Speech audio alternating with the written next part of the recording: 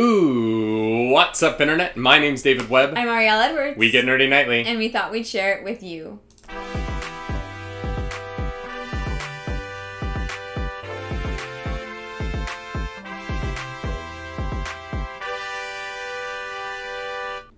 That is right. Welcome back to the Friday edition of the Nightly Morning Show, our 25th episode. Yeah. Wild. It doesn't feel like that many. Is it 25 or is it 20? No, I'm pretty sure it's 25, because last week was a month. Wow. Yeah. What a journey it's been. Yeah, it is one of those things where it really doesn't feel like that many. Mm-hmm. It feels like we've maybe done this for like a week or two. Totally. It's been like 5 weeks now. That's so crazy. Isn't that wild? It's so crazy to think that. I know. Yeah, because it's been a blur. Like, it's really passed very quickly. Yeah, and it's just super fun. Like, you know, it's like it's our routine now, mm-hmm. and we love it. Yeah, I also think that November is just moving real quick. Yeah, so October was so busy for us. Yeah. I was very happy when November rolled around. I was like, great, we don't have a ton going on this month. We're moved in. It's going to be nice and chill. We'll have lots of time to, like, get stuff done. Oh, my God. Yeah. November has also been busy.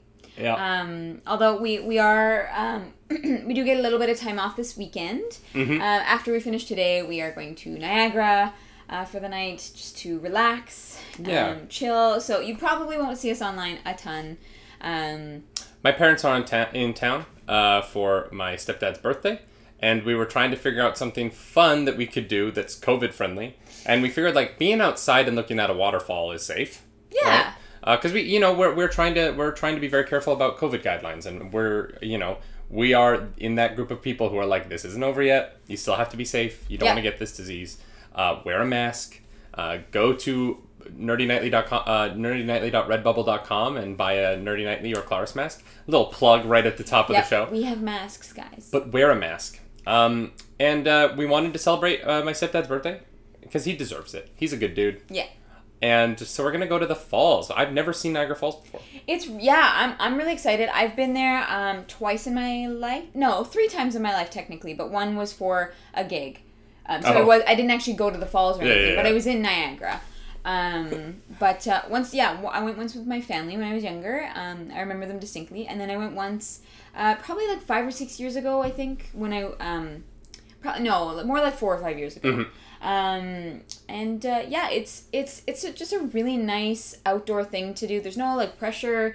The only thing is sometimes if it's like foggy or misty out, you can't really see the falls. So we're hoping for some good weather. Laser Gunner in the chat wants to know if we're gonna go barrel riding. No. I would do it. No. I would rather live. What's the worst thing that could happen? Death. Sure. Bad Hiding Place in the chat also mentions, I got a mask promoting the local NHL team. Oh, that's fun. Yeah. It is very, I don't want to say funny, because COVID is a terrible situation. But it is noticeable to me how quickly the mask industry sprung up. Oh, yeah. Like, every single... I mean, we have them. We sell masks. We sell masks. You can get nerdy masks. You can get sporty masks. You can get, like... Yeah, literally anywhere you go, everyone is on the ball with that. And as they should. Like, you'd kind of almost be dumb if you didn't capitalize on that, because everybody needs... Like, you're going to make money from it, so do it. Everyone needs them. Yeah, everyone needs them, and... Yeah. And honestly, if you're looking for a super comfy mask, Uniqlo's Airism masks are the best. They're really light. Yeah. If you have a smaller head like me, they're a little bit big. Like, I find when I breathe, it doesn't stretch taut. So if I'm walking fast and I'm breathing heavier, it does kind of like move the fabric. But like just for like wearing, they're really nice and light and comfy and solid. Mm-hmm. Yeah.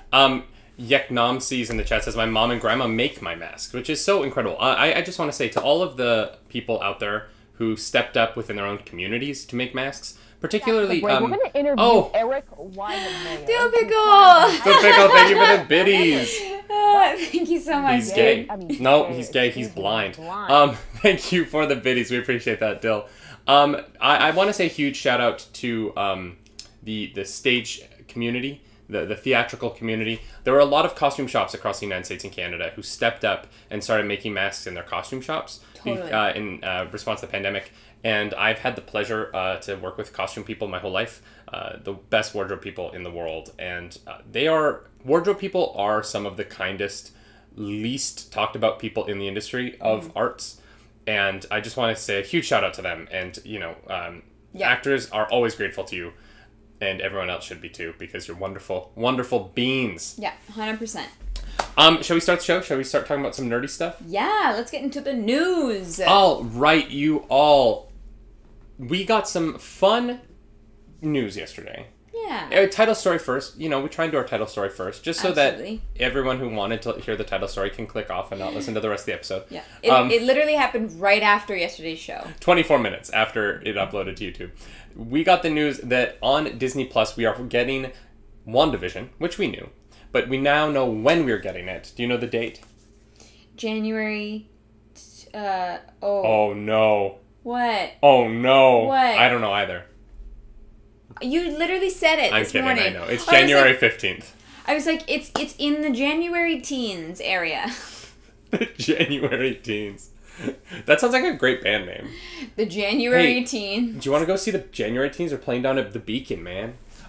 Yes, we're finally getting WandaVision. And not only are we getting WandaVision, we're finally getting our first official MCU show. Previously, we have had many MCU shows. Agents of S.H.I.E.L.D. was an MCU show, but then became not an MCU show later.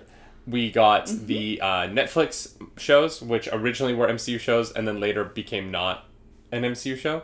I don't really understand. In the first season of Daredevil, they talk about the incident, which is the Chitauri attack on New York City from the Avengers movie, and there's street art of the Hulk and stuff. So he exists, and in the world of the Netflix show, the Hulk did destroy Harlem like he did in the Incredible Hulk movie, but the MCU movies do not recognize the Netflix series. And now that those are done and the rights are about to revert back to Marvel, that's probably why. Yeah. But Agents of S.H.I.E.L.D. also began as we're tied into the MCU. Sif showed up, you know what I mean? And then throughout the series they were it's not really. Okay. But so WandaVision will be the first official MCU show. Okay. Which I believe cannot be retconned out of the universe because it will tie directly into Doctor Strange, the Multiverse of Madness movie. Which, gotcha. Great, okay. Wanda is set to appear in. And yeah, are you excited for WandaVision? Yeah, I am. It looks, the concept of it, the idea looks really cool. And I really like thrillers. Which is kind of what it looks like it's going to be. In a sense, like a psychological thriller with superheroes. Which, my favorite show for a while, before season 2 came out, was Jessica Jones. And I feel like WandaVision is going to have a little more of those grittier vibes. Because we know Disney Plus is open to having a bit more adult content. The Mandalorian is gritty in a sense, right? And everyone's very upset about Baby Yoda's actions last week. Yeah, that's a whole other thing.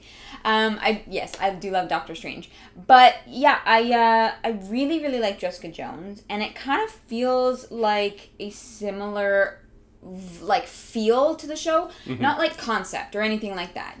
Obviously it's it's very. It'll be less adult than Jessica Jones. Yeah. It's gonna be less adult in that sense, but still have that weight to it. Which I think I'm really excited to watch how they deal with that. Yeah, it's interesting to see the trailer that came out a month ago, and the way that it kind of dealt with Vision, and particularly the moment with Vision and Catherine Hahn at the car, where she's like, "Am I dead?" And he's like, "Why would you ask that?" And she's like, "Because you are." And that moment in the trailer is such a... You're like... That moment in the trailer was where I was like, oh, this is going to be a messed up, weird thing to watch. But it is also a sitcom, right? Because you have Kat Dennings, who is obviously in the Thor movies, but was on Two Broke Girls. You have the mom from that 70s show, whose name I can't remember at the moment. You have Catherine Hahn. Like, these are, like, comedic... These are all women. The main cast of this is almost all women. And those 3 women in particular are 3 comedic, like, powerhouses. Yeah. Catherine Hahn is one of the funniest human beings on the planet. Yeah. And so it's a very interesting...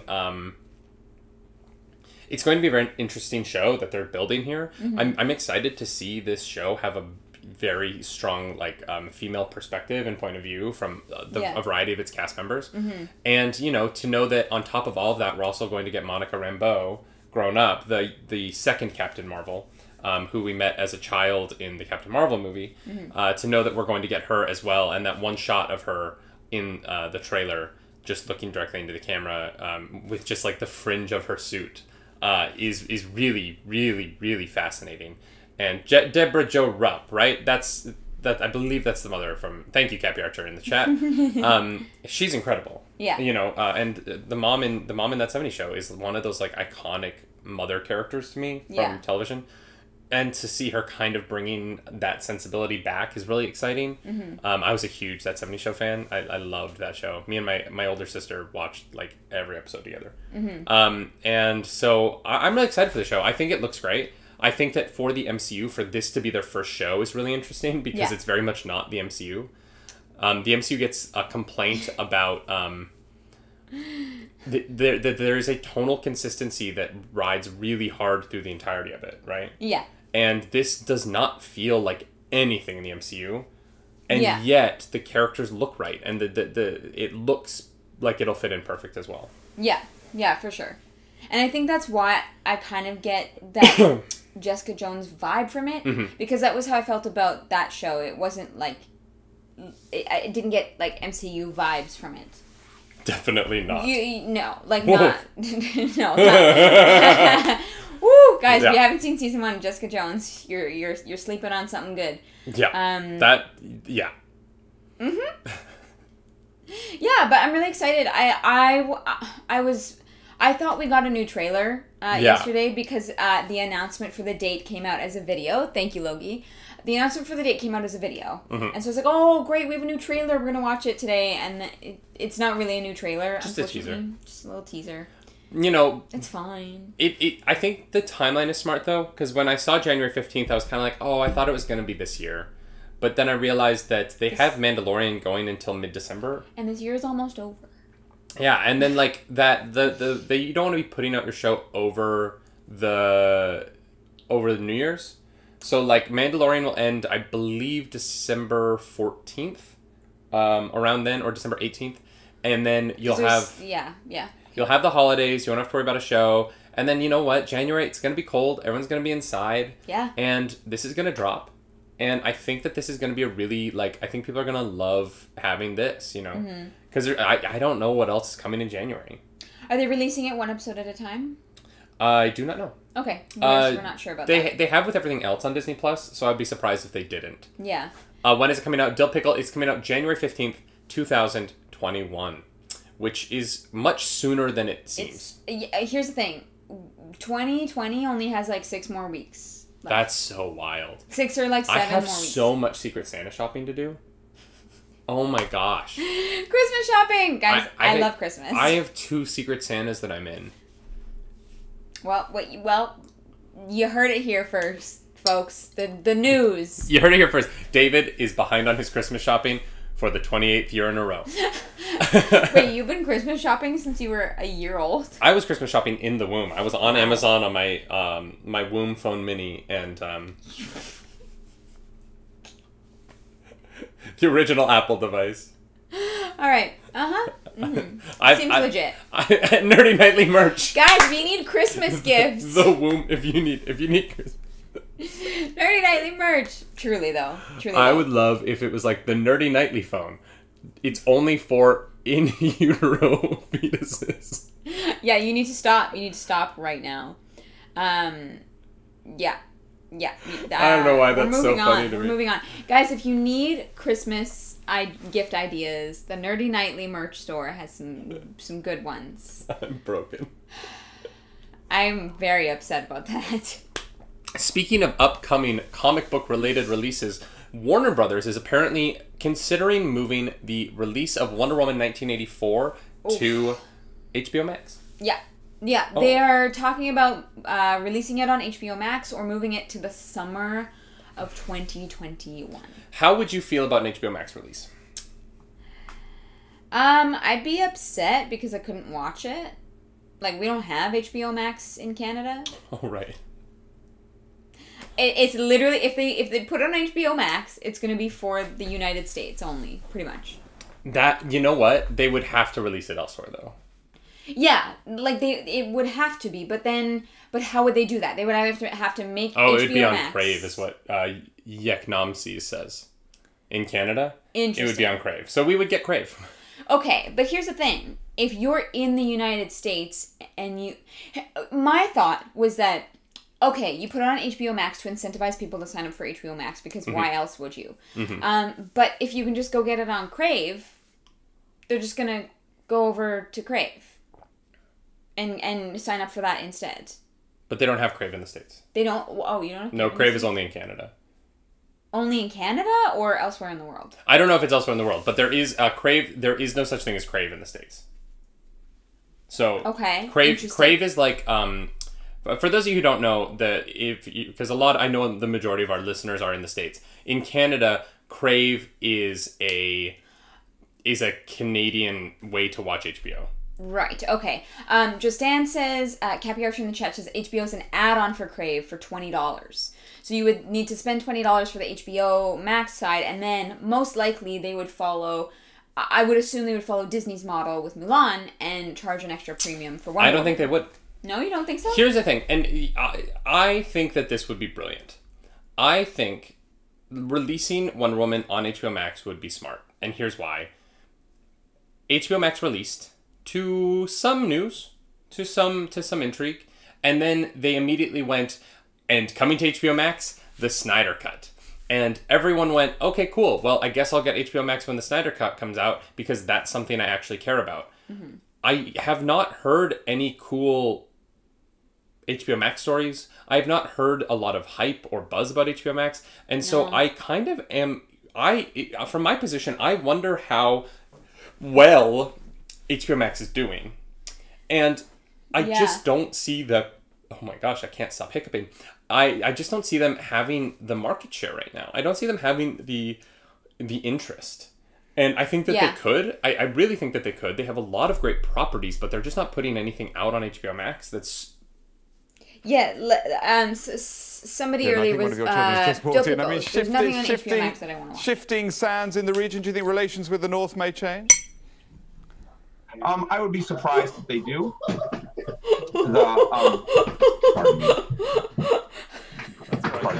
For everyone listening to the audio podcast, we just got rated with 193 viewers. 93 people have just popped into the nightly morning show. My apologies.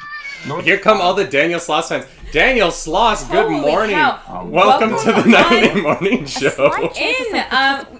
For those of you who are stopping on by, this has never happened before. This has never happened before. This exists. There's gonna be so many follower so many alerts for the audio podcast. Heather Steph, thank you for the follow. Sorry. Thank you guys so much. Welcome on in. The Slossage, thank you for the follow. Participation. Guys, thank you so much for the raid. Oh my goodness. I hope you had an incredible stream. We are doing our morning show. Participation. I don't. It's rain. We might not be able to release this. This may not come out as an audio podcast.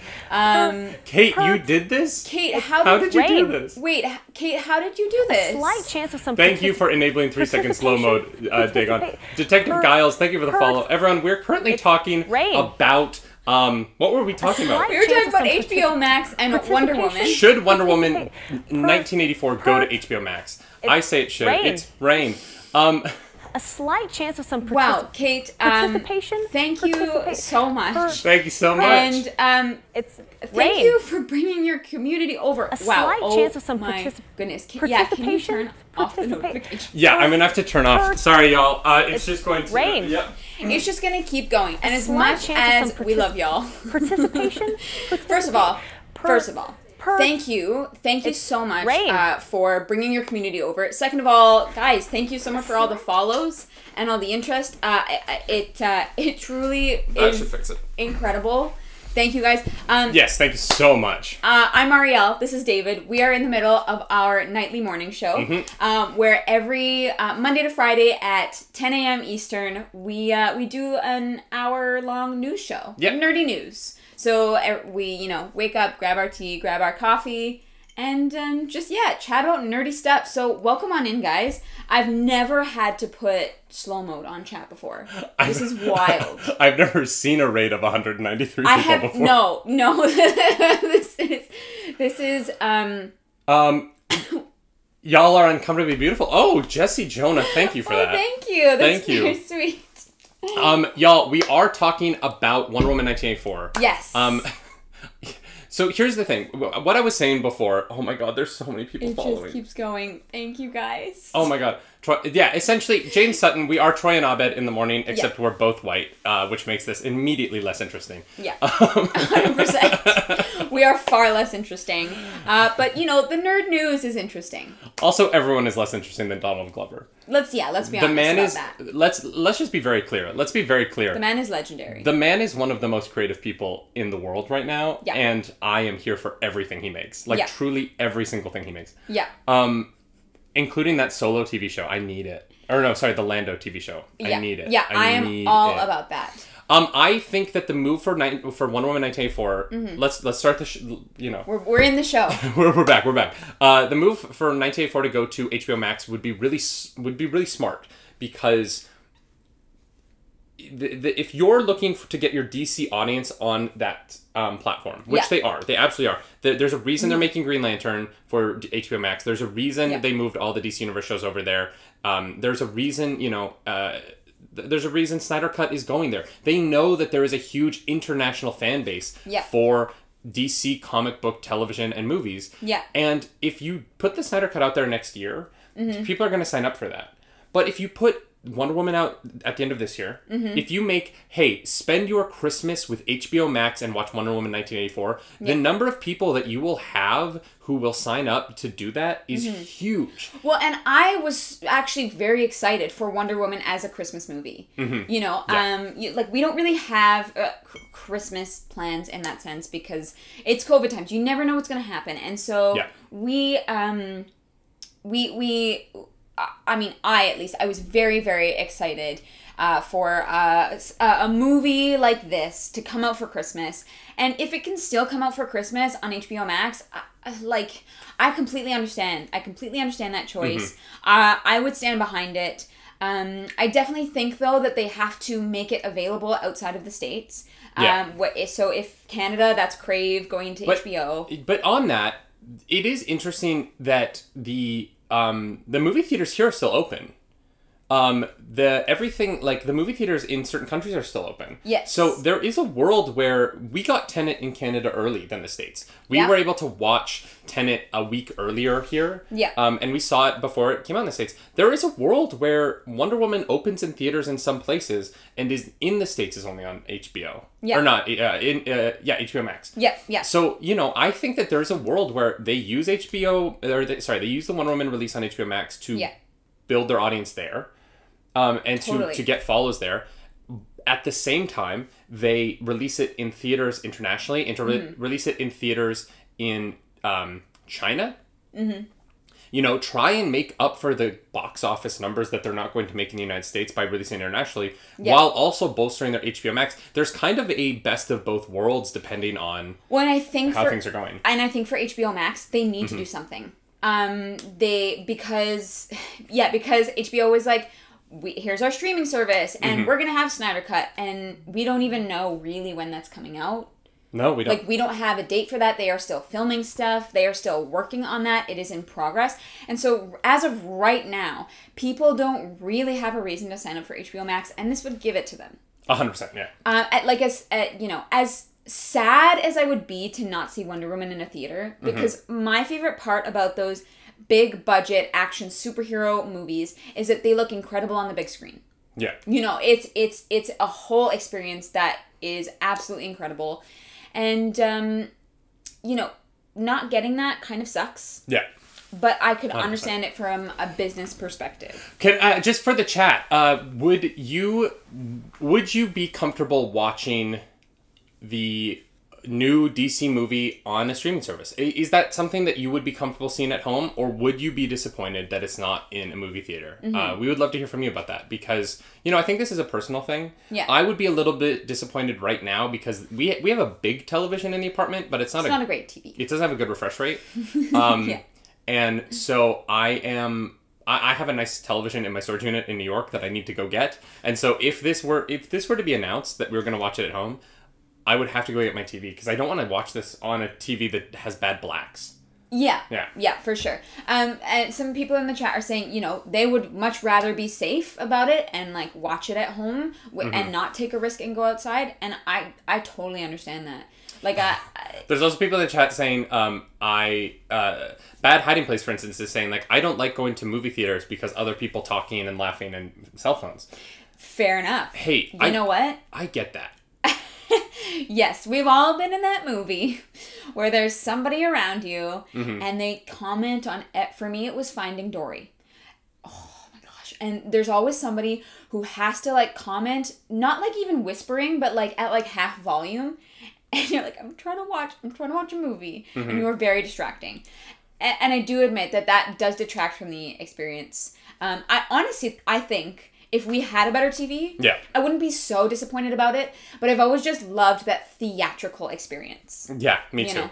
I was seeing Death of a Salesman. Not Death of a Salesman. Oh God, what is the court case one? The play. To Kill a Mockingbird. To Kill a Mockingbird. Thank Yeah. you. I saw that on Broadway. The recent one that Aaron Sorkin wrote. Yeah. And there was a man in this across the aisle from me in the handicap spot in his wheelchair, and every time he bumped the remote control joystick of his wheelchair, it would like do this whole noise thing as it would boot up, and the entire first act I was like losing my mind about, because he kept bumping it and kept going, and I was like, oh my God, like, but he was in, you know, it was one of those things where I was like, okay, it's a wheelchair, like I'm gonna be fine with it. And then at the intermission started, and his wife turned to him and was like, you know it has a silent mode. Turn on silent mode. And I was like, yeah, dude, if you know it has a silent mode. I went from being like trying to be so understanding to being so mad at this human so quickly. I was like, if you went into this situation with the knowledge that you didn't have to hear every 15 freaking seconds, why did we all sit through this? Oh my God. I'm so sorry. And then I was mad at his wife. I was like, you knew the first time it went off that you could have told him to put it on silent mode, but you let an hour and a half act go by where you just sat there pissed at your husband instead of just being like, dude. Oh, I was mad. Guys, silent mode. That goes for your phones as well. Silence your crap. If it makes noise. Yeah. Yeah. If you need it, look, if it has to make noise, if your wife is about to give birth, why are you at the movie theater? But if your wife is about to give birth, fine, leave it on. Maybe be with her. Like, I don't know why you're at the movies. Yeah. Or at like a show, like. Oh my gosh. Sorry, that's my rant. No, you're fine. Rant of the day. I understand. There's a lot of different perspectives in the chat, and I really appreciate that there are so many people with so many different views on this movie. There's a lot of people who are saying I would love to watch it at home. Yeah. That's where I prefer, especially now, if you have a really nice OLED TV, if you've got a nice sound bar, if you've got a surround sound at home. Ooh. Mm-hmm. Yeah. Calm down. I'm good. I didn't know you were such an audiophile. There's a lot of people who prefer to watch at home, and like if they have to go to the bathroom, they can go to the bathroom. They can pause it. You know what I mean? Yeah. And you know, I kind of agree with that. You don't have to pay $7 for your popcorn, you know. Or sneak popcorn in under your shirt and pretend that you're pregnant. Yeah, that's what purses are for. I'm gonna start carrying a purse when I go to the movies. Honestly, no, you don't need to. You got me. I'm gonna have my Kate Spade. Yeah, but you're not gonna go to horror movies with me. That's true. I won't go to horror movies with you. All right, y'all. We wanted to talk a little bit today about the PS5 release yesterday. Yeah. And the Xbox release, and where those two meet, and where they might meet up in numbers. Which one is winning? And the answer is we will never know. Why? Because Phil Spencer, the head of Xbox, who yesterday I called the CEO, and to this day I still don't know what his job is, but he is the boss of Xbox. The big guy. He's the X-boss. He... I'm never going to be a father, but sometimes when I speak I am a dad. You know what I mean? He has said publicly that they are not going to release console sales no matter what. And I want to read his quote directly because I think it's actually very interesting. Where is it? Here it is. I know it seems manipulative, and I'll apologize for that, but I don't want my team's focus on sales. The primary outcome of all the work that we do is how many players we see and how often they play. That is what drives Xbox. And he also commented that no matter what, even if the Xbox Series X or S greatly outperforms the PlayStation 5, they will not release their sales numbers. That seems sus. It does seem sus, especially when it That's sus. When it seems like there's not really an opportunity for them to. I don't see the Xbox outselling the PlayStation 5. No. And based on the trends that we've been seeing in the marketplace, the Xbox has been selling underneath the PlayStation for a while now. The Xbox is holding steady, but the PlayStation is winning the sales race here, just because of a lot of reasons. Honestly, can they actually not release their numbers? They can. Yeah, they do not have to legally say that we sold this many consoles, even for like tax purposes and things like that. Well, no, they have to say how much they made in a quarter. Okay. They have to be like, we made this much money, but because the company is so large, they don't have to say like, they don't have to break it down into line items. Yeah. James Sutton in the chat says the idea of console wars contribute to more toxic community, so I'm all for reducing that idea, which, you know what, I have to agree with. I don't know if that's the reason Xbox is doing that. I think they probably just don't want to look like they're underselling compared to the PlayStation, because if I'm being honest, my thoughts are that they are not going to do as well. But hey, if the what's the word I'm looking for? If the outcome of that is that it's a less toxic, less competitive community, then great. You know, like I have personally had people in my communities who get very heated about Xbox versus PlayStation. Yeah. 100%. And, you know, it's not something that I can really understand on that level of, like vehemently, like, arguing this, because it doesn't affect my life personally, what the numbers are. I'm gonna buy what I'm gonna buy. I'm gonna enjoy what I'm gonna enjoy. And yeah, if we can reduce that toxicity in the community, then yeah, I'm not mad about that at all. I think this might be partially a move by Xbox to try and get away from numbers, particularly related to they've changed their sales platform. Yeah. You know, and so because they're doing this licensing the system thing where you pay $25 a month and you get an Xbox Series S, I don't know if that counts as a console sale. So I think that they might be worried that their numbers would look bad because they can't count the consoles that they're essentially licensing out as sales. Right. And they would actually hurt the Xbox numbers. I think that they would probably hurt their stocks. Yeah. If they were to release the actual sales numbers, it would look like there aren't a lot of Xboxes being sold. Yeah. Because I think that a lot of people are doing the financing idea. Which I think is a great option. A great option, yeah. For sure. I think that is actually very smart of them.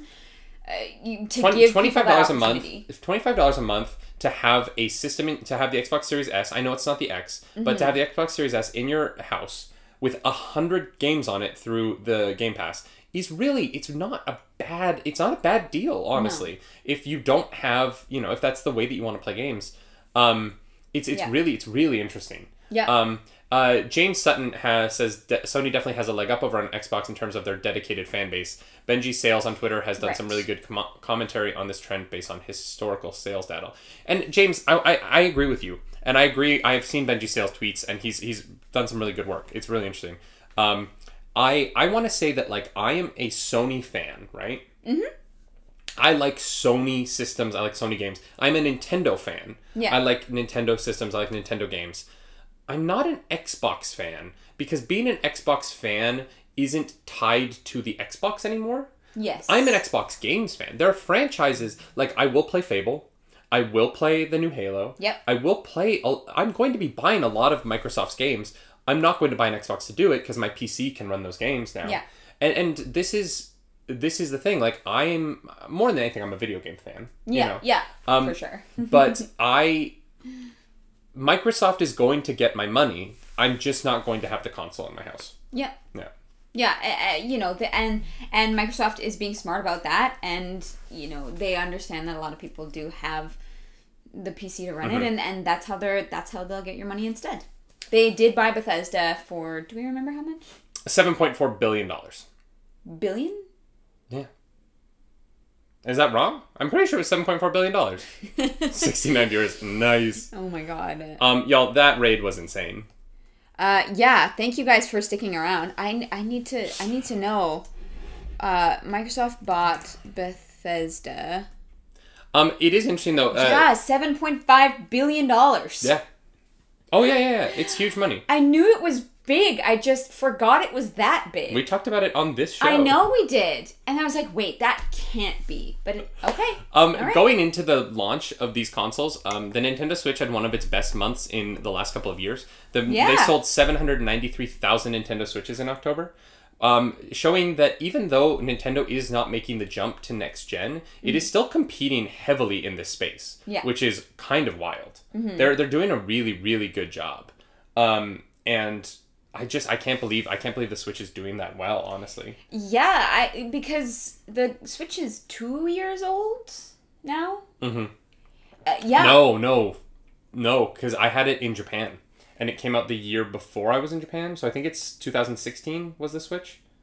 Wow. Yeah. 4 years. I'm shocked. I mean, I definitely would have thought seeing a rise in the sales, maybe early quarantine, like April, May, I would expect a big jump, but October surprises me. Here's the thing, and here's what the Nintendo Switch has gotten right that the other consoles sometimes don't. The Nintendo Switch is a console that puts out games that everyone can play all year round that are built for their system.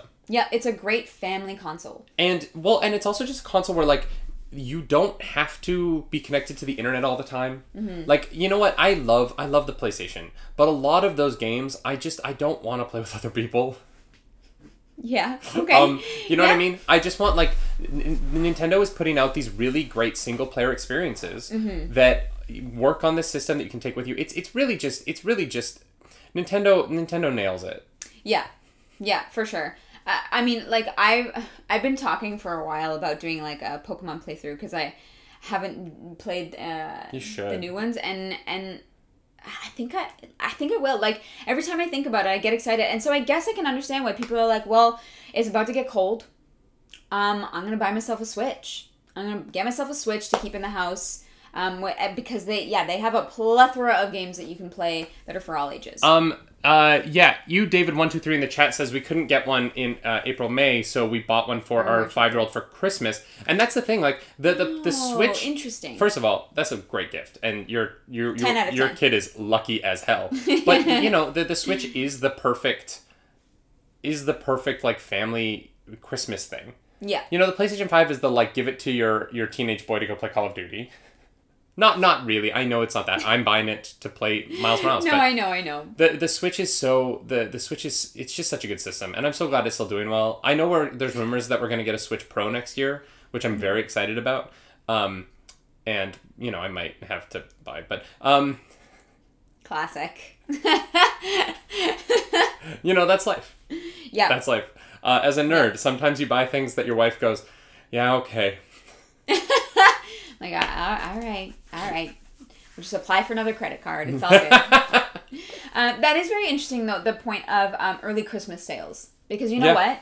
Yes. That actually makes a lot of sense. If you're not like us and you don't wait till last minute, you'd be buying Christmas gifts about now. Yeah, and honestly, October is probably when a lot of people shop for Christmas. Yeah. Because you don't, you do not want to get caught up in Black Friday. Yeah. And I can't believe Black Friday's still happening this year. I can't believe it's not canceled. Yep, that's a big yikes. Big yikes. Yeah. Big ol' yikes. Yeah. Because you definitely can't play Miles Morales on the PS4. Here's the thing, Richardson, we don't have a PS4. So we would have to buy that and then buy a PS5, so it doesn't make sense for us to buy both. Yeah, we just gotta hold out for that PS5 whenever it is back in stock. Yeah, I'm not saying that I regret giving my PS4 to my friend Robbie, which is what I did. But I'm not saying that I don't regret that. Mm-hmm. You heard it here, folks. You heard it here first, Robbie. All right. So I spoke about Tenet a little bit earlier. Yeah. Because we saw Tenet, we reviewed it, sort of. We had a podcast about it. Yeah. That was actually one of the most downloaded podcasts. Yeah, people were very interested in Tenet. Yeah. And we, in that podcast, had complained that it was almost inaudible. Yes. You couldn't hear anything, and it was so incredibly frustrating, especially for a movie that is so dense and has so much exposition in it. So I would like to read this quote from Christopher Nolan. Oh, lovely. I actually got calls from other filmmakers who would say, I just saw your film, and the dialogue is inaudible. Some people thought maybe the music's too loud, but the truth was it was kind of the whole enchilada of how we had chosen to mix it. I was a little shocked to realize how conservative people are when it comes to sound, because when you can make a film that looks like anything, you can shoot on your iPhone, no one's going to complain. But if you mix the sound a certain way, or if you use a certain sub-frequencies, people get up in arms. It sounds, from that quote, like Christopher Nolan is complaining that people were upset that they couldn't hear the dialogue of his movie.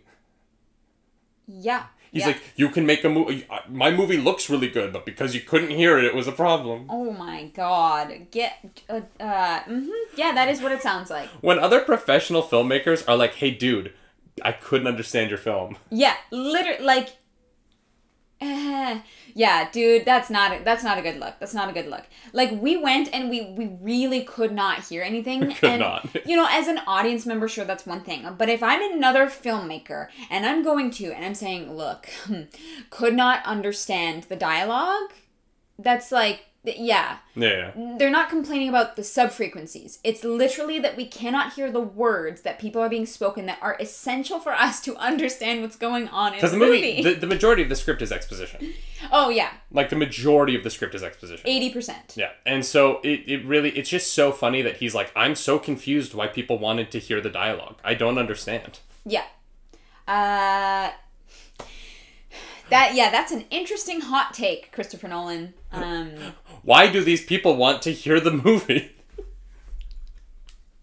Because I didn't go just to, like, look at pretty things. I came for a movie experience. Well, but that's the thing, right? Like, he makes the most visually stunning films. He really does. But it's like consistently audio issues, and I don't understand why. Dark Knight Rises, I went, when they released the first opening sequence of Dark Knight Rises in IMAX, I lined up at the 72nd, or it's actually the 68th Street IMAX, in New York City. It's the biggest IMAX in New York City. And me and my friend Sid lined up for hours to watch 9 minutes of a movie. And we sat down, and the movie started, and Bane came out in the plane, and he was like...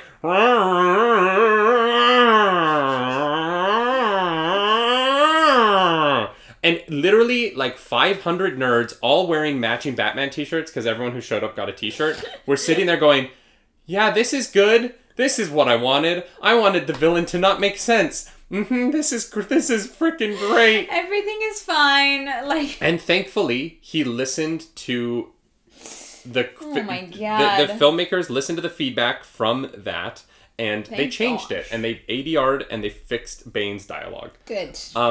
But...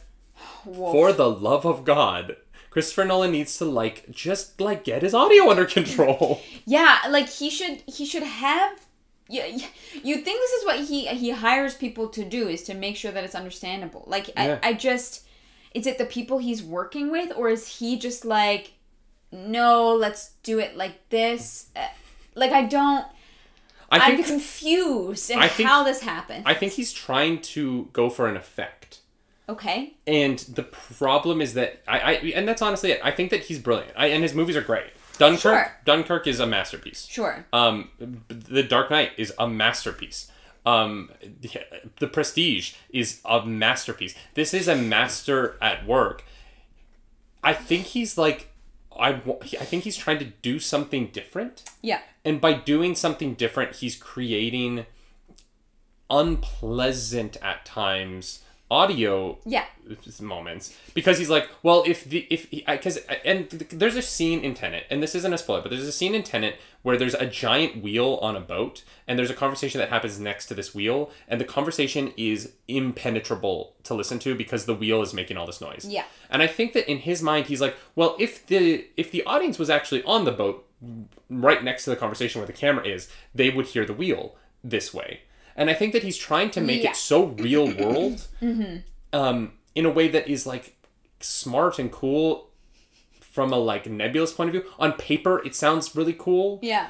But in practice for the audience, it's just, I'm listening to a giant wheel. Yeah. It's a nightmare. And that's kind of what all of Tenet was. Yeah. Like a lot of the movie. Dark Dispatch, I love the idea that he was like, well, if they can't really understand, it's not that the movie like doesn't make sense. It's that you just can't hear that it doesn't make sense. Because honestly, that movie was questionable. And the science doesn't work. The science doesn't work. But maybe he's like, if people can't hear it, they won't be able to understand it, and they won't be able to analyze it, and then nobody will know. And then Neil deGrasse Tyson won't be able to make a video explaining how wrong my movie is. Yeah. That's a funny idea. I don't think that's it. I don't think that's it, but I just love that idea.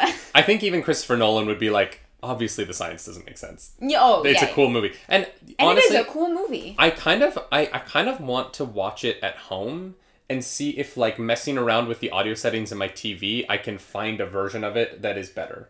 Yeah. Because, you know, like, there are settings in modern televisions now where you can be, like, turn up the dialogue and reduce background noise. Yeah, here's the thing, though. I think we'd need, like, a more, like, a sound bar. Yeah. Because, like, the audio coming, like, the TV audio is, like, you know. As she says. That's how I feel about that. I like having a sound bar. We should get one. We will get one. When we have money. Or a new credit card. To be fair, at the beginning of Tenet, he had a character that said, "Don't try to understand it." That's right, Richard Sims 7. He did have a character be like, don't worry too much. Yeah, literally exposition. Hey, audience. All right, don't y'all. Bother. We had said it is Friday the 13th. There is a new horror movie coming out today on VOD. It's called Freaky, and we'd said that we were going to watch it, and we are going to react to it here. So please join us. Did turn the audio off for those alerts. Oh my god, so, I can fix that from here. Okay. Talk to that to be entertaining. Yeah, guys, we have a new trailer to watch.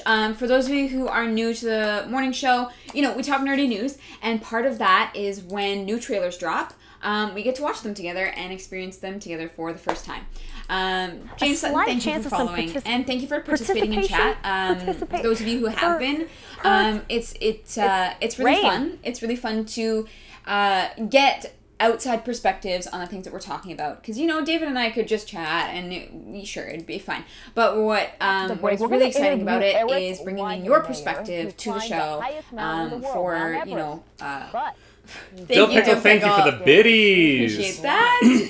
All right, buckle up. We got a trailer let's make this a little bit bigger. Yeah.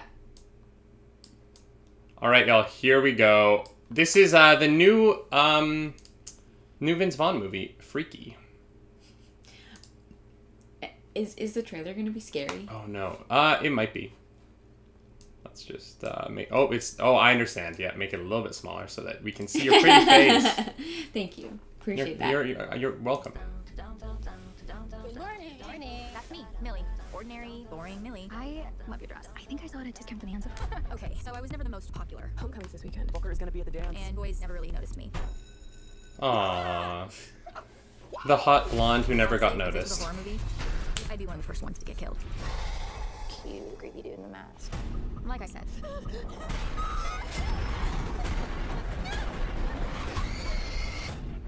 Okay. Actually, it turns out Where am I? I didn't get killed. Oh my god, why do I sound like that? I woke up in the killer's body. The Blissfield Butcher strikes again. Don't freak out. You're black. I'm gay. We are so dead. Blissfield, high, feel our glory and our might. I think this is on ×2 speed. Oh no, it Wearing is. my body. He's killing it. All right, we're gonna slow it down, y'all, because we watch our YouTube We videos watch too our fast. we watch our YouTube videos not at normal speed. So we're just gonna. He's like a wolf in sheep's clothing. Who knows how many of our friends he's gonna kill? Are you sure this is safe? No. Oh Jesus! Oh Jesus! I have like less than 6 hours to swap back, or I'm gonna be stuck in his body forever. Hurry up, loser. I gotta take a dump. I have to admit, it hasn't been all bad. I'm sorry, sir. I didn't mean to interrupt. Move! How's that feel? I'll make you wish your stupid face was never born. Oh my god, did you just pee yourself? Bro. This is hilarious. I'm actually really liking this for you. Smart. Okay. Great. We're gonna get killed by Murder Barbie. That's your best friend you're talking about. I can't wait to kill you. Time to stop this asshole. We're in this together.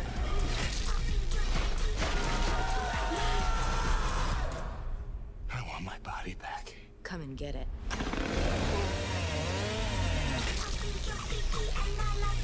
Look, I know I look like the butcher, but it's Millie. He's crazy. Okay, Booker, can you look at me, please? Dry up, bitch. Booker, help! Booker! Will you shut up? Jesus. What? Oh wow. Wow, that looks like a lot of fun. God. That looks like a lot of fun. That Holy was crap. Not what I was expecting. I was like, oh, it's gonna be a scary movie, and I'm not gonna want to watch it. And like, There's definitely some gore. Caviar jar. I love that the killer possessing the girl has her amazing fashion sense. No, I think he meant gave her, because she's dressed so poorly before he takes over her body. But I love that this Caviar jar. I'm with you. I love that she improves how she dresses when the man takes over her body. Yeah. She suddenly has like a killer red leather coat. Like she's like looking All good. right, that high pony. It's the extension of like the 80s thing where they were like, oh god, like you need a makeover, and they would like take off the glasses. They were like, oh like, god, wow. if you just put your hair in a ponytail, bright red lipstick, bright red leather jacket, you're good to go. You can crush it. That's how boys notice you. That Wears old makeup and a trope. snatched ponytail. Thank you, Cappy Archer. Yes. Yeah. Wow, that was not what I was expecting at all. You, David123 says, I was in until the table saw. Yeah, that was a lot. That. Mm-hmm. Yeah. Wow. It's interesting, right? Because it's a movie that like feels very funny for most of it, and then has violent gore. It feels kind of like Evil Dead in that sense. Interesting. Not that I've ever watched Evil Dead except like an episode of the show. Mm-hmm. But like that's what it feels like to me. Interesting. Yeah. You know what? I agree with that. Okay. Obviously, Evil Dead is very different. Just by age, you know, it totally lives in a different world. But that comedy gore genre. I also kind of love turning like when the serial killer's in her body, it kind of turns like, what if Regina George was a serial killer? You know, which is an interesting concept. Yeah. What if the most, because obviously she becomes a popular girl. I think will be part of the plot. It seems like that's part of the plot. Yeah. The football boys start to like her, and I think it. That was really fun. Yeah. The woman falling and shattering was shocking to see. Well, and that's the thing. Like, Bad Hiding Place is saying the more realistic is, the less I want to see it, and I kind of feel that. But that's what the trailer kind of was to me. It seemed like just crazy, wild, like violence, but none of it like looked that realistic to me. Yeah. And so I feel like it's actually something that I might watch. What's up, Iggy? Hey, Iggy. Yeah, Mean Girls 3, Regina's Revenge. Was there a Mean Girls 2? Yes. There was a Mean Girls 2, but it didn't have any of the same characters in it. What? Yeah, it was like a new group of people. It was basically the same movie, but with different actors, and it was not as good. That's insane. Yeah. That's really insane. I can't believe I never knew that. Yeah. And everyone says it was bad. Okay. Yeah. I didn't watch it. Yeah. I would love a Mean Girls 2 now. Like, I would love if you got that entire cast back at the age they're at now. 30s, 40s, like... And, like, they do it all again. Somehow... But, like, at the country club? Like... No, I would even... like, they all end up somehow working on... They work for different companies. Yeah. But they end up working on a project together. So, like, their companies are working on something, and they have to, like, come together and, like, work together again. And... Oh... Katie Heron is like the queen bee of her of this project. She like owns like a wedding planning company, and she hires like she unbeknowing like doesn't know that she hires Gretchen and Karen and Regina as like vendors or something to do with the wedding. Regina George has to be the wedding planner for Katie Heron's wedding. Mean Girls 2. Oh no, we're so wrong. Cappy Archer in the chat has the better idea. They're all moms now on the PTA hating each other. What's the PTA? The Parent Teacher Association. Oh, like okay, yep. That Cappy Archer nailed it because they go back to the same high school. Yeah, it's Mean Girls, but the PTA that is. Does anyone have Tina Fey's number? Because like we have an idea. If you have her number, drop it in the chat, please. We'd like I actually know her babysitter. Of course you do. I know I know the woman who babysits her kids. Well, guys, we're gonna go chat with Tina Fey. We're gonna go call her up. We're just gonna go see if we can get Lindsay Lohan back in a movie instead of running her Greek resort. Yeah, how much do you think Rachel McAdams is gonna cost now that she's like a Canadian star? We would have to pay her Marvel money. We would literally have to pay her Marvel Cinematic Universe money. Yeah, that's okay. We can make this happen. She's gonna be in that. Or at least I hope she's in Multiverse of Madness. I liked her in the first Doctor Strange. She's interesting. I think she's great. I think that I'll always love her in everything because quote number 69 is "What's a PTA?" Very funny chat. Oops. I think ever since About Time, I'm just going to be in love with her for forever. The Broken Parts of the chat says she's my favorite actress. I'm assuming you've seen About Time. That movie, if you haven't seen it, Donald Gleason, Bill Nighy, and Rachel McAdams are the leads of that film. I know you haven't. We need to watch it. It really is one of the most stunning movies about love, family, fatherhood, and romance in a way that I've seen it many times and it blows me away. Oh, we could watch that for the November Patreon. Ooh, that would be fun. Yeah, guys. My mom would love that. It's her favorite movie. For those of you who don't know, we do a movie watch along with some of our patrons every month. We might have more than one in December just for Christmas, but for November we actually have not chosen the movie yet. Yeah. So that I would be down to watch that. And that's for everyone at our $10 and above tier on the Patreon. Yeah. I would really love that. That sounds very nice. That's like the feel good movie of the year. Every year. And maybe we can get your mom in on this one. Ooh, that'd be fun. Y'all, I think that is where we're going to call it for today. That was the news. Yeah. We missed some smaller stuff, but I'm happy that we talked about the stuff that we did talk about. Me too. I'm very excited for WandaVision. Yes. Yeah. I am as well. Like, I'm probably more excited for WandaVision than most other upcoming things right now. Really? More excited for it than Wonder Woman. More excited for it than, we've watched some movie trailers where I'm like, oh, that's cool. But, WandaVision takes the cake for me right now. Interesting. I am also very excited to keep trying to buy a PS5. I failed, but I'm hoping that it can happen. Yeah, we're going to try, get that PlayStation. And, this was a fun show. This was a fun morning. Daniel Sloss. You mad lad. You messed everything up. You broke it. You broke the stream. You broke it. Thank you so much for that raid. That was truly incredible. Kate, thank you for bringing them over. Yeah. And thank you to everyone who followed and who stayed and who supported. This was really incredible. We're definitely gonna go check out his channel as well. It's Daniel Sloss, Dagon. It's SLOSS. I believe. Yeah. Yes. So we're definitely going to go check him out. Shin, actually, before we get out, Shin mentions that there are glitches. There are glitches. If you have a PS5, be very careful. If you have an Xbox One, or Xbox Series X, be very careful. 2 things. The Xbox Series X, the first time you turn it on, you have to connect it to the internet. If you don't connect it to the internet the first time you turn it on, you can never make it work ever. True story. PlayStation 5. If your games start to ring eternally, I'm so pale. you have to factory reset the system. So both Snow systems is crippling have much big of the problems Washington at the moment. lowlands. Wow, that's awful. Kate, thank you for gifting a sub to Daniel. That was very kind. And y'all, that's going to be it for the show today. As always, please, it is Movember. Please head over to my link anywhere you can find on the internet. I'm posting it everywhere. Head over to my link. Later today, I'm going to be posting a YouTube video about why I am supporting Movember. So go give that a watch. It's very personal. It's very personal. It's about my personal health. So please be mindful of that. And I hope that you'll give that a watch and consider donating to Movember. We also are going to be streaming this weekend.